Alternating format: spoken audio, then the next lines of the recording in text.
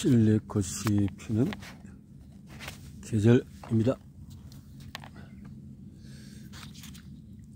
라임병 광인, 해결할 수 없는 문제를 앓는 환자보다도 의사의 정체성에 위협이 되는 존재는 없다.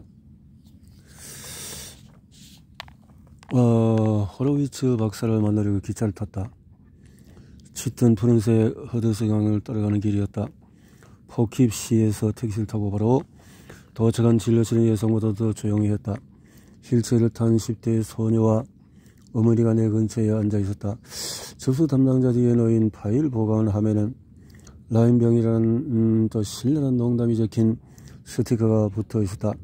바닥의 리놀륨 타일은 만다라 모양이었다. 이제 호로위츠 박사를 H 박사로 부르겠다. 맡은 환자가 많은 H 박사는 밝은 푸른 눈에 열정적인 모습의 불교 신자이다. H는 최근에 보건복지부에서 만든 진드기 매개 질병위원회 소속으로 일했다. 위원회는 2018년 라임병 환자의 진단과 치료 문제를 다룬 국회 보고서를 발표한 바 있다. H 박사에게 내가 정말 라임병인지 잘 모르겠다고 말했다.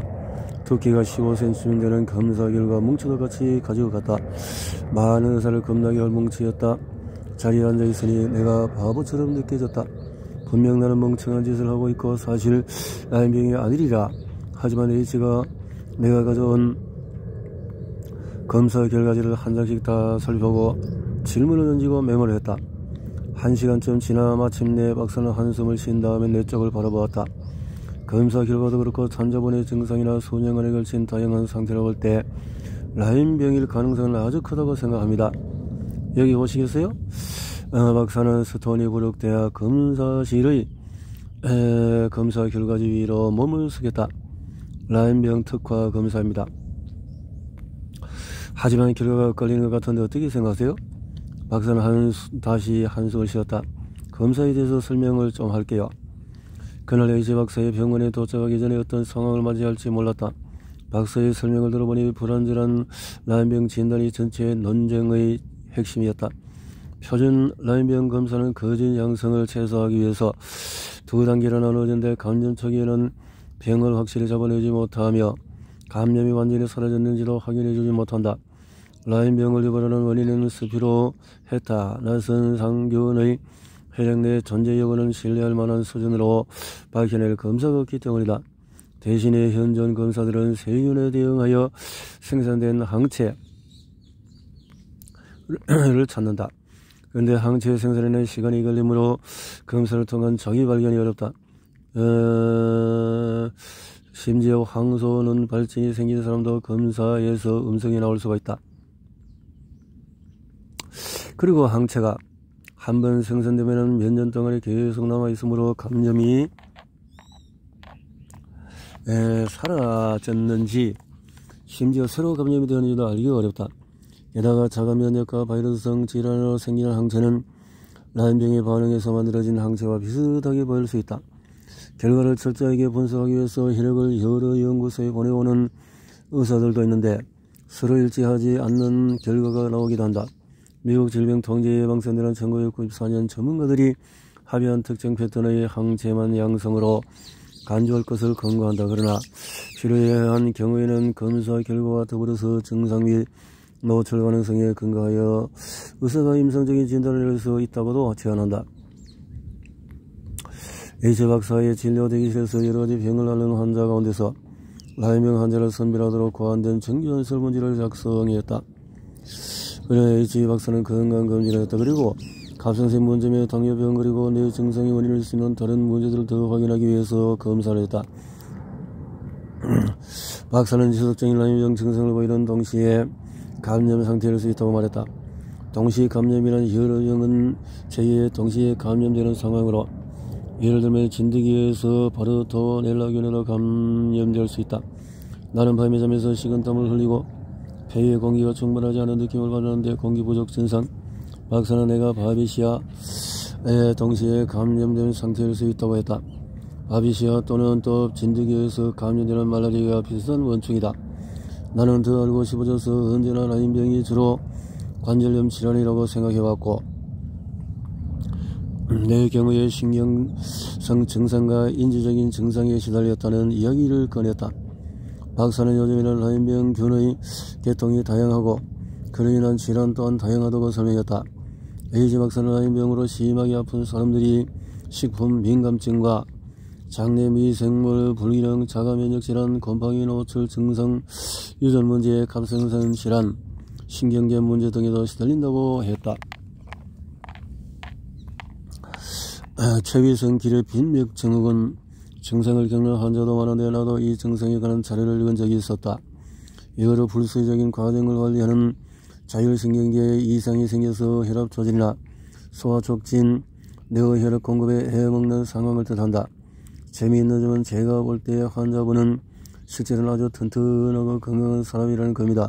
그니 그렇게 오랫동안에 괜찮았던 겁니다. 박사는 말하였다. 이제 환자분의 몸은 도움이 필요합니다. 에이즈 박사는 한 달치 독시사이클린을 처방하며 항생제를 먹기 시작하면 처음에는 더 나빠질 수 있다고 알려주었다. 전에 온라인에서 본 이야기였다. 병균이 죽으면서 독소를 방출하면 야리스, 헤르크스, 하이머 반응이라고 하는 독감 비슷한 증상이 나타난다. 라인병 환자들은 보통 헤르크싱이라고 부른다. 하지만 시간이 지나면 좋아질 거라고 했다. 그렇지 않으면 치료 방향을 잘못 잡은 것이다.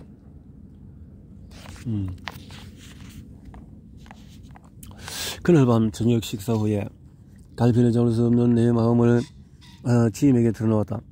허르비츠 박사가 강력히 권해서는 아직도 항생제 복용을 결심할 수 없다고 말했다. 라인병 검사에서 양성 반응이 확실히 나오지 않았고 항생제는 마이크로바이옴에 아주 해로울 것이었다. 이럴 게 더 있어? 믿을 수 없다는 듯이 지임이 말했다.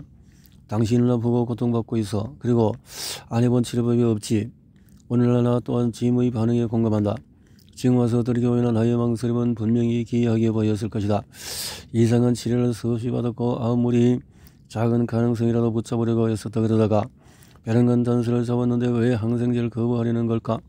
항생제는 여러 의학의 기본이고 과거 여러 차례 복용했다. 그렇지만은 일단 나는 유년 시절의 불필요한 항생제 복용이 내 자가 면역 질환의 일조였으리라고 봤다. 그리고 지금에서야 알고 있지만은 당신은 희망을 잃은 상태였다. 새로운 길을 나아가는 일 자체가 너무 힘겨웠다. 그냥 먹어봐. 지금 절박했다. 항생제를 먹는다고 해도 지금보다 더 나빠지기는 힘들걸? 그렇게 나는 첫 알약을 먹기 위해 물 한 잔을 챙겼다. 라인병은 1970년대 중반 커네티컷 주에서 발견되었다. 오늘날에는 동부 해안 발생지를 훨씬 넘어선 주요 건강 위험 문제가 되었고 점점 늘어나고 있다. 감염자는 보호된 사례만 확인해도 1992년부터 2017년 5배쯤 증가했고 질병통제예방센터는 연간 발생이 30만 건이 넘었다고 추정한다. 라인병의 증가 추세라는 사실은 의심의 여지가 거의 없습니다. 케리 생태연구소의 질병생태학자 리처드 오스트펠트가 내게 말했다. 내가 동시 감염일 수 있다고 호로비츠가 추정한 바베시아 국가적인 차원으로 수혈의 문제를 일으킨 골칫거리였다. 매사추세츠 종합병원의원의 컨퍼런스에서 병이 시간의 흐름에 따라서 퍼져나가는 지도를 보았는데 붉은색이 1976년에 롱아일랜드와 커네티컷 해안에서 마서스비니어스에서 시작해서 서쪽과 북쪽, 남쪽으로 꾸준히 확산하다가 결국 북동부 해안을 불안하리만큼 또 새빨간색으로 몰두했다. 라인병을 비롯한 진드기 매개 질병은 이제 북캘리포니아, 미네소타주, 위스콘신 남부의 버지니아주 같은 곳에도 널리 퍼져 있다.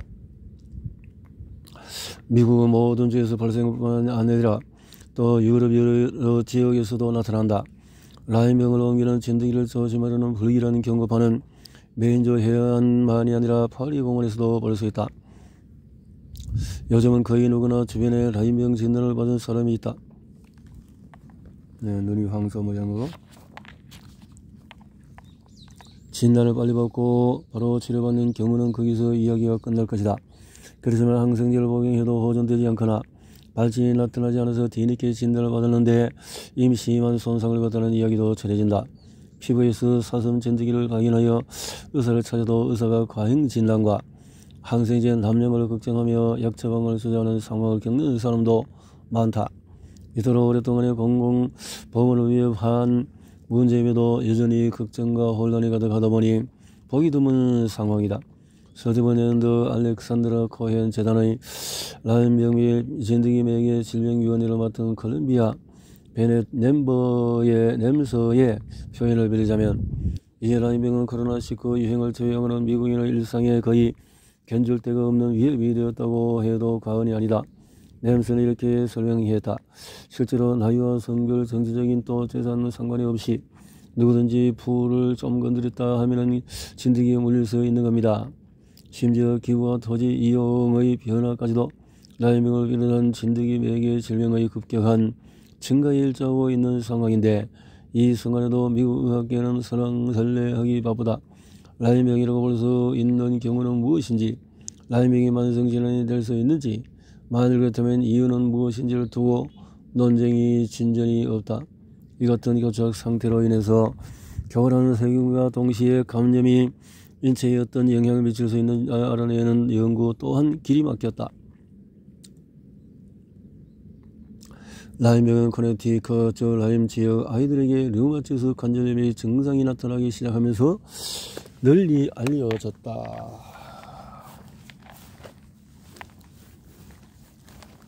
라임병이 그렇게 알려졌다라는 거네요.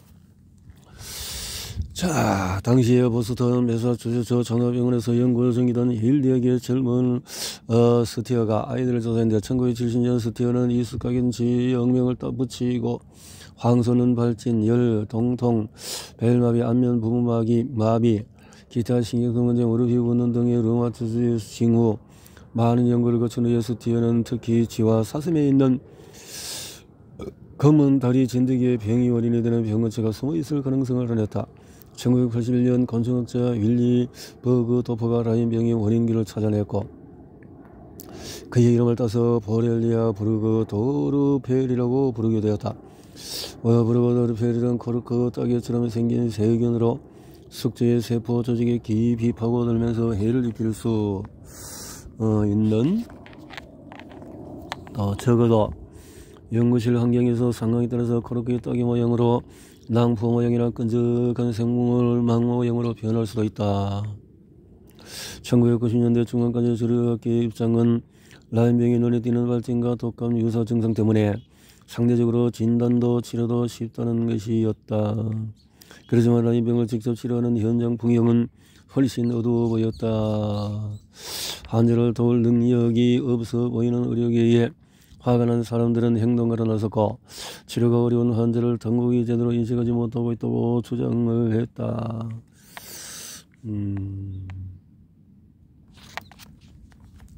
유명한 라임병 학자 몇몇은 병균이 몸에 남아 또 치료 후에도 감염이 지속될 수 있다는 주장이 회의적이었다. 많은 만성 라임병 환자가 드는 감염 상태가 아닌데도 치료를 받고 있으며, 해당처 라임병에 걸린 적이 없는데도 다른 원인을 쉽게 찾을 수 있는 증상을 가지고 라임병 감염으로 우긴 사례도 있다고 주장을 했다.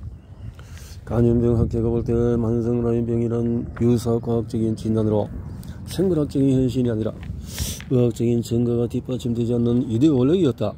이 이데올로기의 영향 아래 잘 썩는 환자들이 무책임한 의사들에게 위험한 항생제 정맥주사 치료를 불필요하게 받고 있다는 것이다.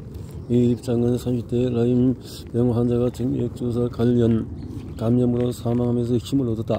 환자가 호소하는 지속적인 증상 원인은 병균이 아니라고 증명하기 위해 감염병 학계는 그런 증상을 항생제로 장기 치료해도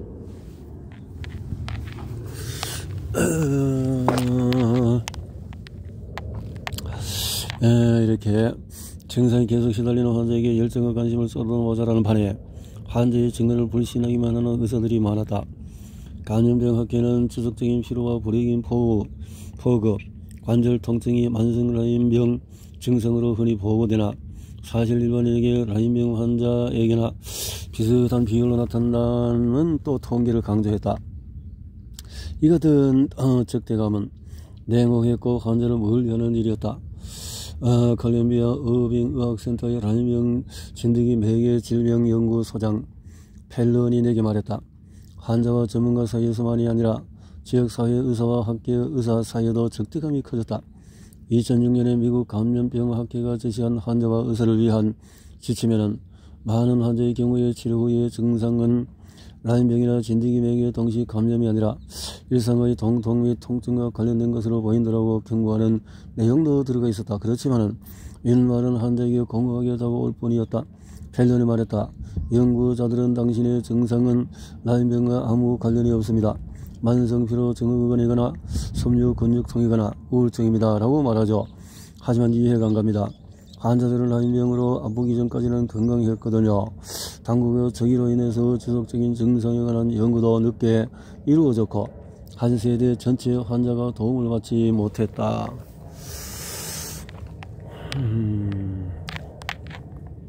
호르위치 병원에 다녀온 다음날 도키사이클린 1회분을 또 복용했다. 프라케닐도 함께.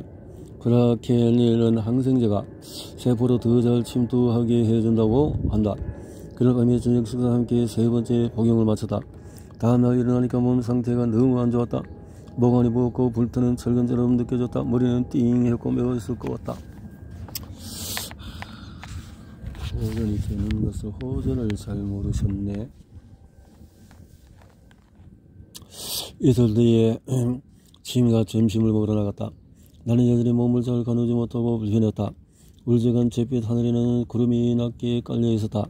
집으로 돌아오는 길에 맨살이 든난 팔에 빗방울이 떨어지는 느낌이 났다. 지미에게 서두르라고 했다. 왜? 비가 오니까. 비는 아니야. 그냥 구름이 낀 거야.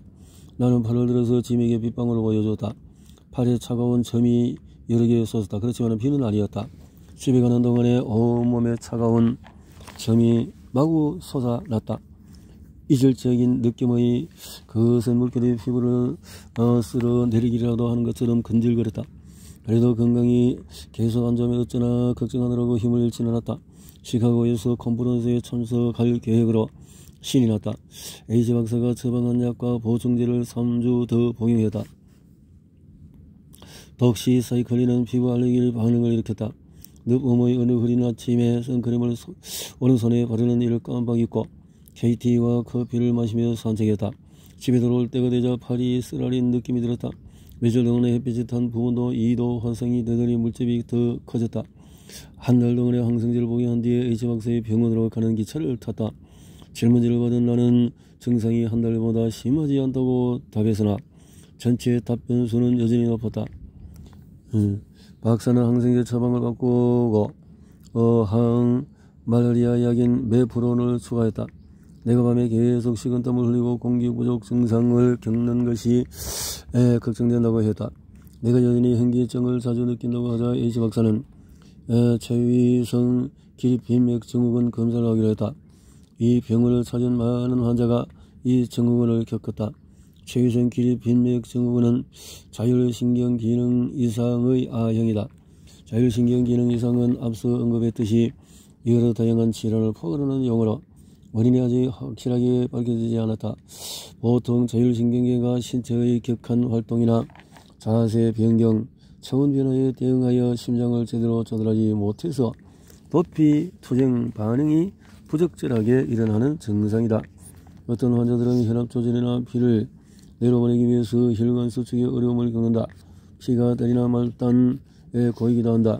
이를 보상하기 위해서 심박수가 증가할 수 있는 한편 신체는 문제를 바로잡기 위해서 아드레날린을 잔뜩 분비하지만은 헛된 일이다.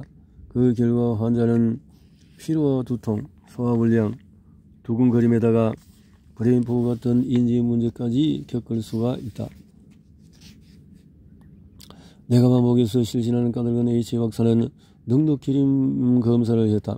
이 검사는 환자가 앉아있는 동안에 기본 심박수를 확인한 다음에 환자가 서 있을 때 일정 시간을 두고 심박수와 혈압을 잰다. 혈압이 안정되어도 심박수가 시간에 따라서 계속 증가한다. 간호사가 혈압을 재려고 검사용 탁자에 앉은 내 발에 커프를 감았다. 긴장이 풀리는 말을 들었다. 내가 주먹을 꽉 쥐고 있었던 것이다. 신경질적으로 웃음을 터뜨렸다. 내 심수는 분당 63이었고 혈압은 60이었다. 따라서 일어나자 변호사가 다시 심박수와 혈압을 재고 잠시 기다리라고 했다. 훗날라는 호텔방에서 정신을 잃고 쓰러지는 바람에 머리를 욕조에 부딪혀서 중증 뇌진탕 진단을 받았다. 병원을 나온 나는 망연자실했다. 그동안 그토록 많은 증상을 설명하는 답을 찾지 못했는데 이제 병원간 여러 설명이 등장해서 뿐 아니라 진짜로 병을 앓고 있다고 인정받았다. 내 몸을 구성하는 여러 체계에서 많은 부분이 정말 나빠지고 있었다. 이런 날이 올 줄은 정말 몰랐다.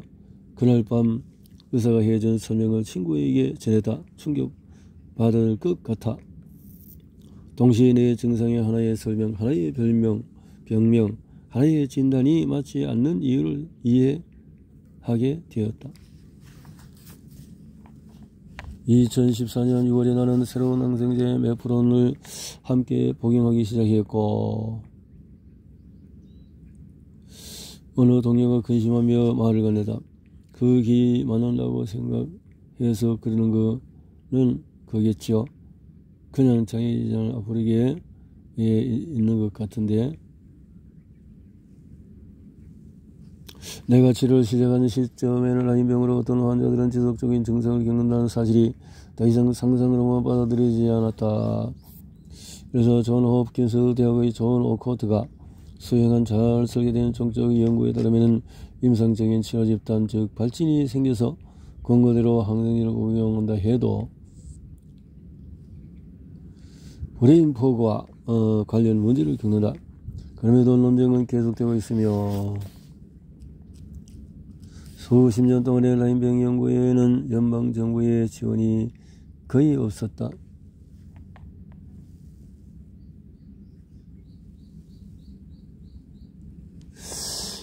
코현재단 어렵구나.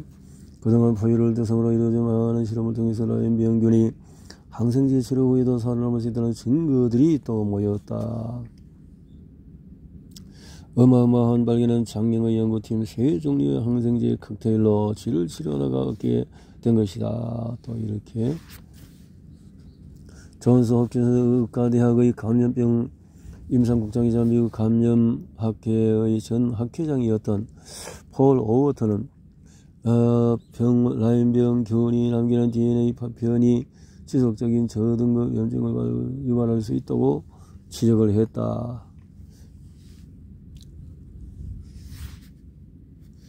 자, 8개월 동안의 간헐적 치료를 받았다. H 박사는 이제 항생제를 복용을 그만해도 된다고 결정했다. 2015년 봄이었다. 이 책의 흰머리에는 말로 옮길 수 없는